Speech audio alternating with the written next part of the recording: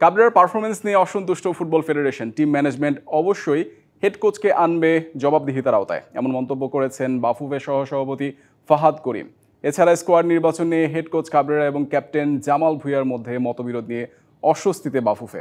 Hong Kong চায়নার বিপক্ষে away ম্যাচের আগেই এই সমস্যার সমাধান করতে চায় বাফুফে। ভাবেও হারা যায়, এটাই হয়তোবা হামজা চৌধুরী তিনিই ভাবছেন। হংকং চায়নার বিপক্ষে লড়াই করেও শেষ মুহূর্তের গোলে হয়েছে স্বপ্নভঙ্গ। এমন হারের কারণ হিসেবে কোচ হ্যাভিয়ার ক্যাবরেরার ভুল একাদশ নির্বাচনের সিদ্ধান্তকেই দায়ী করেছেন সাবেক থেকে বর্তমান ফুটবলাররা।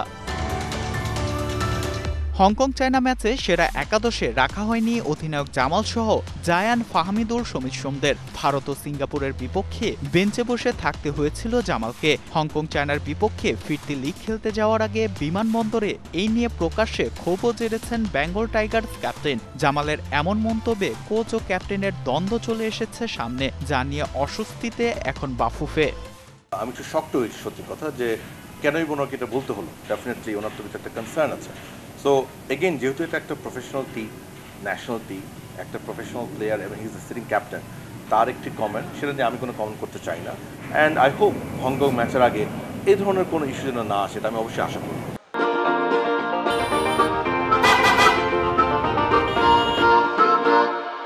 কোচের performance up to the mark নয়, এদিকে মাঠে পাওয়া যাচ্ছে না আশানুরূপ ফল। স্পন্সরদের আগ্রহ চলে গেলে ফুটবলের নতুন দিনের হাওয়াও মিলে যাবে শূন্যে।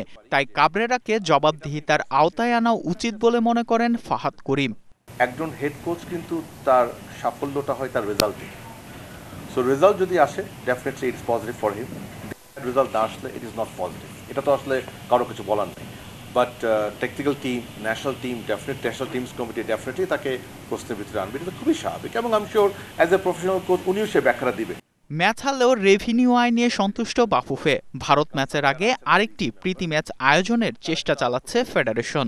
এর আগে একটা প্রিপারেটরি ম্যাচ করা যায় করলে। Fardin Saju, DBC news, Dhaka. But ওটা কি করেছে আসলে আপনার